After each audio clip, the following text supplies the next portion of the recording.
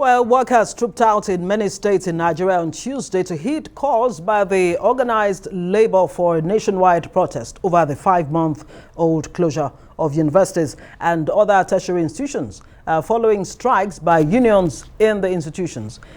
The nationwide protest is holding despite pleas by the federal government and the police for the Nigeria Labour Congress, that's the NLC, and the Trade Union Congress to call off the 2-day national protest. The Senior Staff Union of Nigerian Universities, SANU, and the Non-Academic Staff Union of Universities and Allied Institutions, NASU, have also mobilized their members to team up with NLC and other allies to ensure the success of the nationwide protest. In Bayelsa State, the chairman of the Nigeria Labour Congress, NLC, led the unions in staging a protest in solidarity with workers in tertiary institutions in the state. They have claimed that today's rally is illegal and that we should not come out. Are we not here? We will continue to do the right thing at the right time. The needful will always be done until they do that which is right. This country belongs to all of us and we must change it. The time for sitting down and being idle is over. We will rise and ensure that the desired changes will take place in this country. Please open the universities. Listen to the education sector-based unions and ensure that their demands are met. We are very, very happy because for the first time, the Nigerian Labour Congress is supporting the cause of ASUU. Before now, people always believe it is just ASUU, ASUU, ASUU. But this time, the Nigerian working class has risen up to support the struggle of ASUU. This struggle is not just ASUU against government. It's a struggle between the working class and against the ruling class. And so we are very, very happy. We are here to raise our displeasure because the federal government has ignored to play their full role of educational revitalization in Nigeria. You can see the bourgeoisies in Nigeria sending their children outside the country for the sake of attaining the best and quality education, while Nigeria and the poor masses are being neglected for them to attend school. That's why you can see that the federal government has not paid attention. They are after transition period. Instead of giving education a priority. As Nigerian students, we are tired. Our ages are going. You can see that the NYC is 30 years of mobilization. And some persons, 8 or 4 years course is spending 8 years. 5 years professional course, they are spending 10 years. We are tired. I don't want to say to the federal government that as a matter of urgency, they should call on this strike. Or else, as National Association of Nigerian Students, we are going to come up with a radical action that will be a shock to this nation. We all went through the same process. And if we had strikes like this, we will not be where we are today. And therefore, no right-thinking man, either in authority or not in authority, will accept and accede what is going on today. That for 5 months, our universities have been shut down. I thought that we have overcome this. I like to identify with you, and I like to join you, and will certainly convey your message to the villa in Abuja. We will do that both by writing and by all other means legitimate to ensure that this impasse between the federal government and the Academic Staff Union of Universities is resolved. And for more on this, Labour analyst Achike Chude joins me now from Lagos. Thank you so much, Achike Chude. So good to see you. Right, so let me begin by asking that fundamental question. Will this nationwide protest by the NLC and other trade unions really draw the kind of attention that is expected from the federal government? How should the federal government respond to this? Well, I think it is dependent on the people that make up the federal government. It is dependent on their understanding of their duties and responsibilities. It is dependent on their understanding of the place of education. It is dependent on their understanding of what development entails and what leads to development. But again, unfortunately, I think what we have, are people who believe in their own personal development and not the development of the Nigerian state. What is going on is a scandal, it's an outrage. The fact that, and there is no place in Africa that has witnessed, that I know of, that has witnessed this level of disdain and contempt for education by the country's political elites. There's no country in Africa, not to talk of West Africa, there's no country, where the nation's tertiary institutions continually shut down just because of government's negligence and irresponsibility. The president himself, unknowingly, has already passed a vote of no confidence on his administration's handling of this crisis. He did that just before he became the president of Nigeria, when he criticized his predecessor, Jonathan, and the PDP government as being irresponsible for allowing a situation of crisis, of strike to develop in the nation's tertiary institution. And he said that any government, that will supervise the closure of the nation's tertiary institution is an unserious government. It's not a government that is committed to development. That same thing is happening under his watch. An indication that Kama and Nemesis are really working in his administration, because this is the very thing he condemned. This is the very thing he showed outrage, over. And then it is happening exactly under his watch. So it also shows you, but we all know the reason why this is happening, because it is said that where a man's treasure is, there his heart will be. The treasures of these politicians, and I think I have made this point on this station, the treasures of the politicians are in the universities in other countries of the world, undergoing a rigorous education. But that of the people really doesn't concern them. So believe me, I think we have a case of people who are not committed to the nation state, people who are not committed to their duties and responsibilities. And that's why, look, it is from the UNICEF to the African Union to ECOWAS, there is a threshold for funding of education by this organization. For Nigeria, I think it's about 15% of the country's revenue. UNICEF is higher, I think ECOWAS is higher. Many countries in Africa are doing that, but the Nigerian government, of course, typical of the political elites and their mindset, are absolutely not interested in education, essentially because they are not interested in the development of the Nigerian state and progress in the state. So when you look around the country, the entire country, and you see a country blessed with vast arable lands and resources and natural and human resources, wallowing in deep poverty and frustration, then you realize that there is something wrong with the leadership. Again, Achike, let me come in. Let me come in at this point, if you'll allow me. Let me come in at this point. You have made quite a lot of points there, and I'm trying to piece them one by one. Let me take you on the when you say the government really does not care about education in Nigeria. Is that really what it is, or there are more fundamental issues of funding, for example? So many contending, issues demanding funding in Nigeria. Can the Nigerian government alone really fund education? Is that at the core of this, where we find ourselves? You know why we are where we are? We are where we are because the political actors have ruined the country. They have made it very difficult and put themselves in a situation, in this situation. So when they tell you that there is no money, the question you should ask is, why is there no money? Because these monies have ended up continuously in private pockets, and that is exactly what is going. That is what has brought us to where we are. That Nigeria has no business flirting with poverty. The excuses that are being given to us, are excuses that are absolutely unacceptable.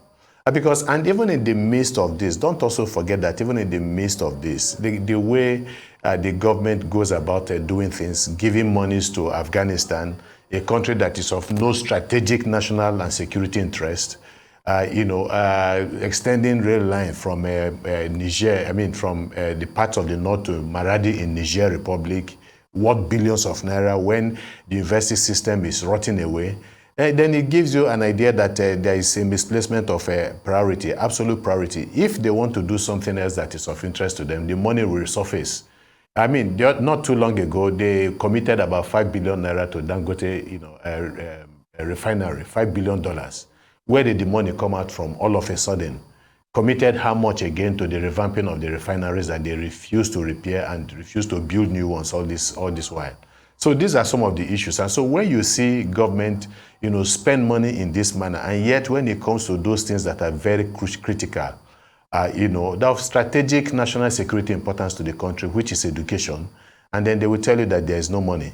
And besides, even some of the progress that you have seen in the nation's universities all these years have been as a result of ASUU's intervention. And it says it, the Education Trust Fund that has generated billions of naira, hundreds of billions of naira in the past, which has been used to develop universities, both federal and state, across the country. It was as a result of the initiative by the, by ASUU to look for other means, other ways to fund education. So they have really done their bit when it comes to that. And we must also recognize the fact that, see, when people are complaining about the quality of graduating students in the country, you realize that we have a very serious problem, because these are the people that are going to push into the economy, to play their role in building the Nigerian state.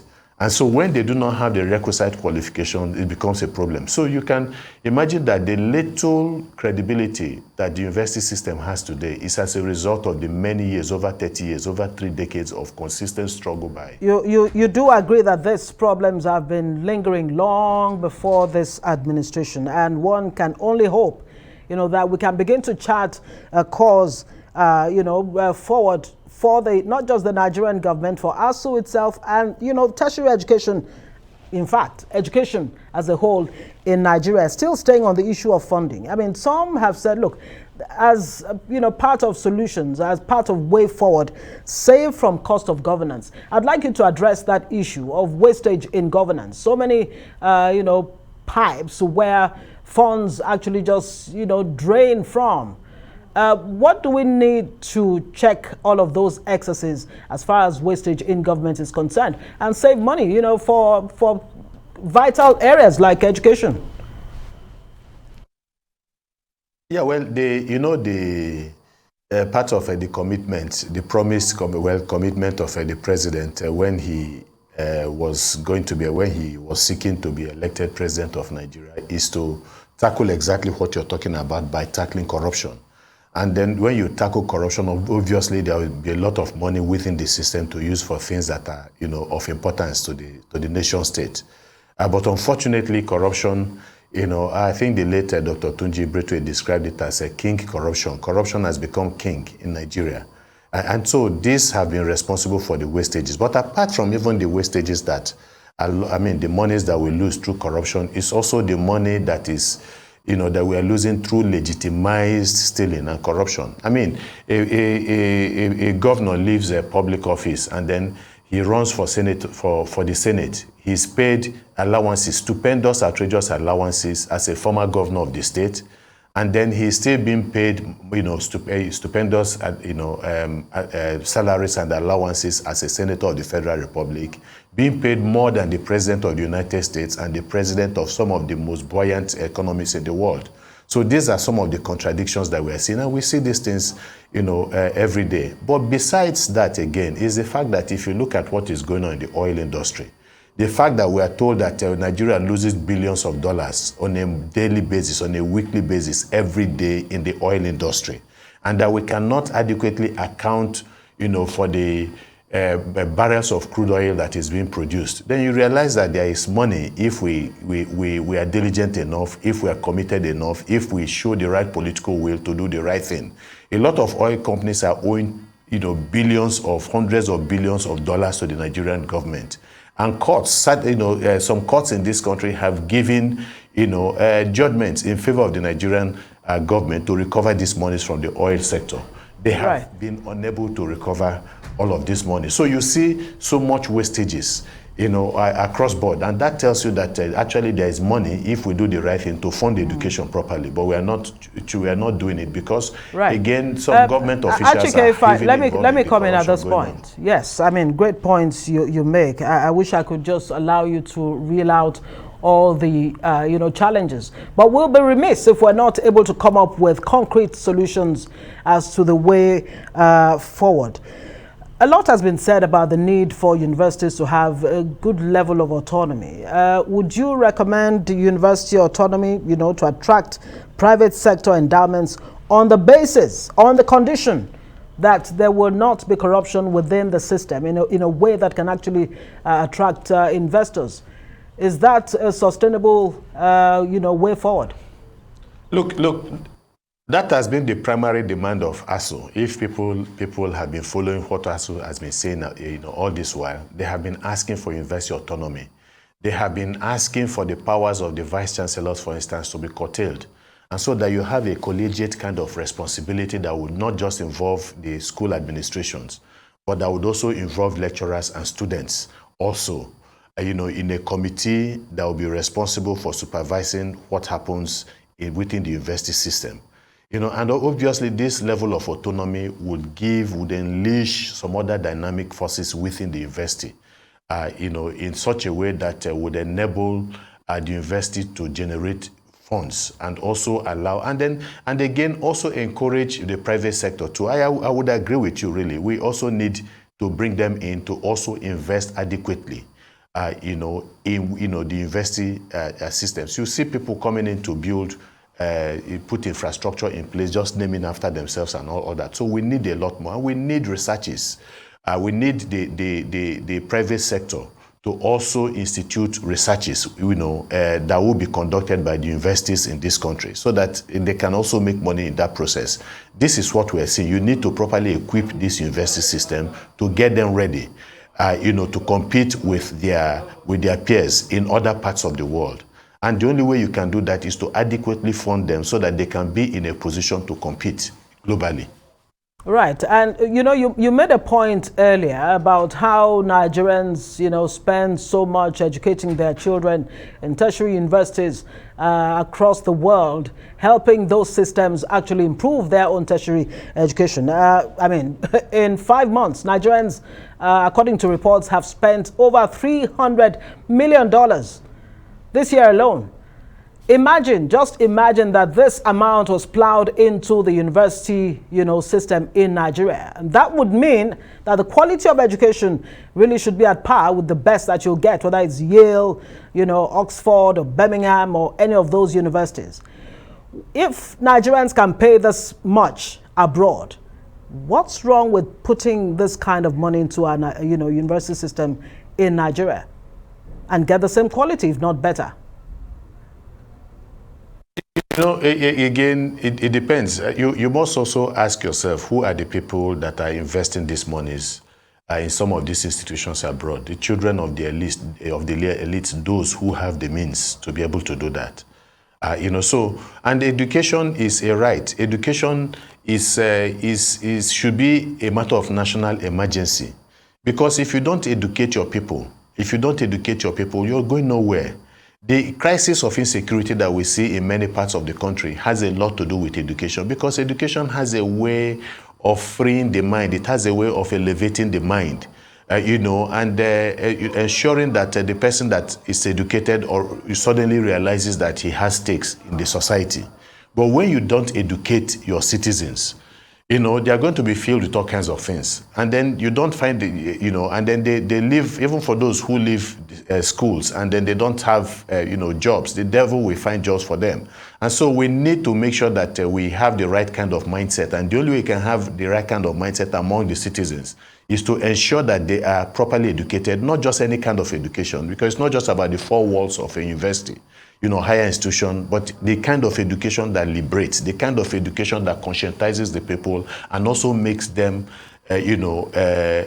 responsible citizens, and conscientizes them even politically, so that they would also understand the role that they need to play. Speaking of which, Speaking of which, how functional yes, would you say university education is? I mean, that's a no-brainer, really. But in terms of preparing the average student for the emerging world, you know, where artificial intelligence and what have you, you know, roots. I mean, for me, it was shocking coming out of university only to realize that the realities of the real world are different from what you learn in the four walls of the classroom. What do we need to, you know, ensure that the quality of education, the functionality, is actually there? Yeah, of course, you're asking me a question that should go back right, you know, to the roots, the primary level, even from nursery school, primary, school, secondary school. What is the curriculum that is being taught these students? Are they in line with 21st, century, knowledge, the kind of knowledge you should be having in the 21st century that will move us into the future? And then you find out that some of these, curricula are antiquated in a way, and we must have some brushing up of the curriculum to meet up with the kind of challenges that a country like Nigeria should be meeting up with in the 21st century. And I do not think exactly that we have that. But again, that's why it's also a function of how you fund education at all levels. I remember when it was discovered that in America that most Americans cannot read and write, and that they are not good in mathematics, and it became a matter of a national emergency. Because the fate of a nation, of an entire people, is dependent on the quality of education that you have in such a place, in such a country. And so I would agree absolutely that right now we are very, very far from where we should be in terms of the kind of curriculum that is being taught in our nation's university and primary and secondary school. And so there must be, a radical transformation. And I know that various government committees have sat back to look at this. And yes. Achike, will it also include, vocational skills, this emphasis on degrees, where was the place of technical and vocational training? No, absolutely. And don't forget that we had all these technical schools all over the country, vocational centers, and they are also key. Because it is not everybody, for instance, that must end up, within the four walls of a university. There are all manners of, education. And so we must make sure, and that's why all of these things have been set in place, because even the policy formulators in the past realized that it must be a broad-based, people must have a broad-based access to all manners of education. And so, technical colleges were set up, vocational institutions were set up, and all that. But unfortunately, what is happening even at the level of tertiary institutions and the polytechnics also, are also happening even within some of these institutions that were set up. They are a shadow of themselves. So we must have a holistic, approach to matters of education across board. We are not just talking about university education.